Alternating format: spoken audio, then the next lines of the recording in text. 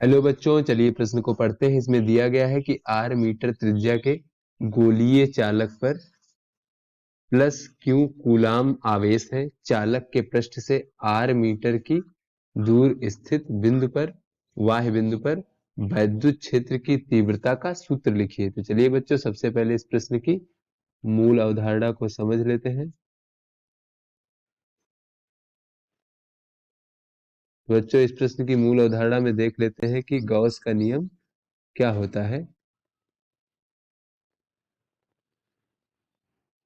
बच्चों, कोई भी हमारा इस प्रकार से बंद पृष्ठ है अगर, तो वहां पर वैद्युत क्षेत्र की तीव्रता E है और ये हमारा छोटा सा क्षेत्रफल dA मान लेते हैं, जिसका क्षेत्रफल सदिश इस प्रकार से हो जाएगा। तो बच्चों, इस बंद पृष्ठ को हम S मान लेते हैं। तो इस बंद पृष्ठ से गुजरने वाला जो कुल वैद्युत फ्लक्स का मान है, उसे हम इस प्रकार से भी लिख सकते हैं। बंद पृष्ठ का समाकलन E डॉट dA अर्थात वैद्युत क्षेत्र की तीव्रता और क्षेत्रफल सदिश का अदिश गुणनफल, ये हमारा इस बंद पृष्ठ से गुजरने वाला जो कुल वैद्युत फ्लक्स है उसका मान है।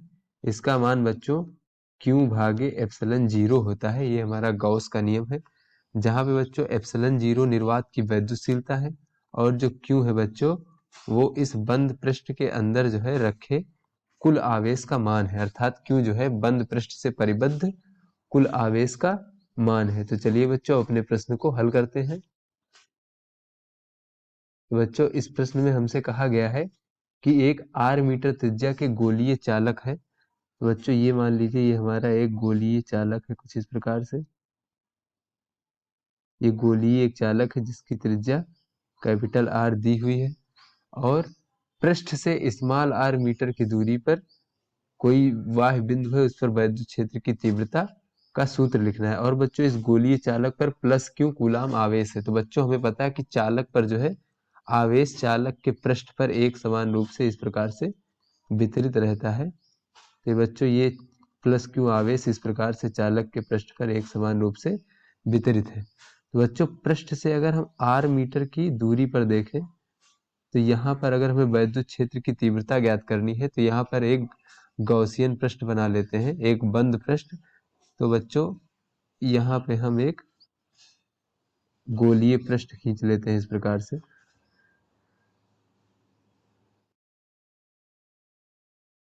तो बच्चों, इस गोलीय पृष्ठ की त्रिज्या जो हो जाएगी small r plus capital R हो जाएगी।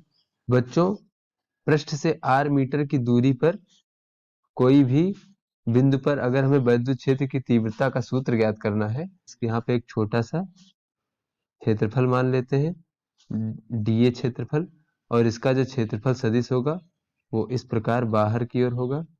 और बच्चों, जो धनावेशित गोला है ये, तो धनावेश में जो वैद्युत क्षेत्र की तीव्रता की दिशा होती है बच्चों, वो धनावेश से दूर की ओर होती है।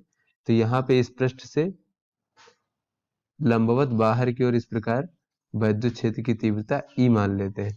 तो यहाँ पे बच्चों हमें ये दिख रहा है कि जो वैद्युत क्षेत्र की तीव्रता है और जो ये क्षेत्रफल सदिश है, दोनों की दिशा समान है। तो यहाँ पे बच्चों अगर हम गॉस, तो इस प्रकार से हो जाएगा E डॉट dA वेक्टर बराबर Q भागे एप्सिलॉन जीरो। बच्चों, यहाँ से हो जाएगा E और ये dA अर्थात बच्चों ये जो छोटा छोटा क्षेत्रफल है, इसका अगर कुल क्षेत्रफल देख लें गोले का, तो ये हो जाएगा। उसके बाद बच्चों E dA cos थीटा, तो थीटा बच्चों यहाँ पे 0 डिग्री, क्योंकि दोनों की दिशाएं समान है, तो cos जीरो का मान 1 हो जाएगा। तो यहाँ पे E dA इस प्रकार से हो गया बच्चों, और ये Q भागे एप्सिलॉन जीरो।